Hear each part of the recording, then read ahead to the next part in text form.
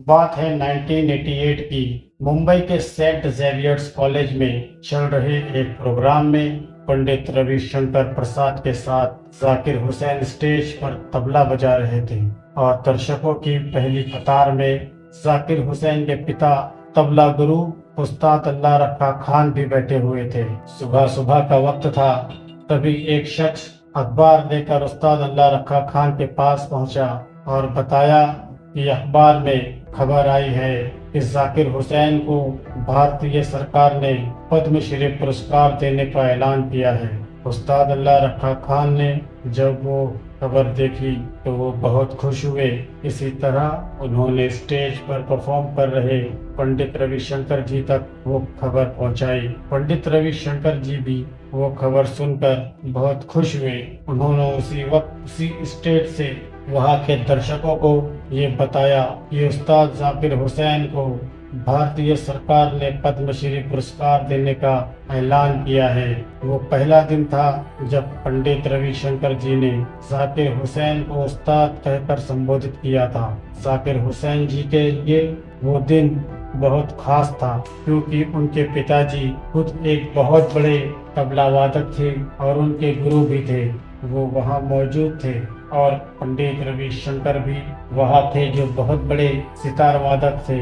और एक बेटे को क्या चाहिए जिसे उसके पिता और साथ में संगीत बजाने वाले दोस्त के सामने एक पुरस्कार के लिए ऐलान किया गया हो। दोस्तों, इसी के साथ साथ जाकिर हुसैन साहब की ये बात भी आपको बताते चले कि उन्हें तबले से कितना प्रेम था। इस बात का पता ऐसे चलता है कि जब उस्ताद जाकिर हुसैन साहब से एक इंटरव्यू में ये सवाल पूछा गया था कि उन्हें किस उम्र में ये लगा था कि वो तबला ही बजाएंगे और इसी क्षेत्र में नाम बनाएंगे, तो इस सवाल के जवाब में उन्होंने कहा था कि तबला बचपन से मेरे साथ रहा है, किसी दोस्त की तरह, किसी भाई की जैसा। इसलिए मैं ये सोच ही नहीं सकता कि मैं तबला कभी नहीं बजाऊंगा। रात को जब मैं तबला बजाते बजाते थक जाता तो वही सो जाता था और सुबह जागकर फिर से तबला बजाने लगता था। मेरे लिए तबले के बिना अपनी जिंदगी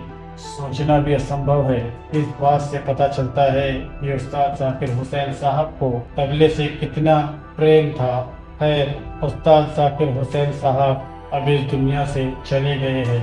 पहले खबर आई थी कि उनका निधन हो गया है, फिर कुछ देर बाद पता चला था कि नहीं, वो अभी जीवित है, लेकिन उनकी हालत बहुत खराब है। लेकिन बाद में ये कंफर्म हो गया कि उस्ताद जी वाकई में नहीं रहे, वो इस दुनिया से जा चुके। भारत से फिर एक सितारा चला गया। उन्हें संगीत और तबले की दुनिया में हमेशा याद किया जाएगा।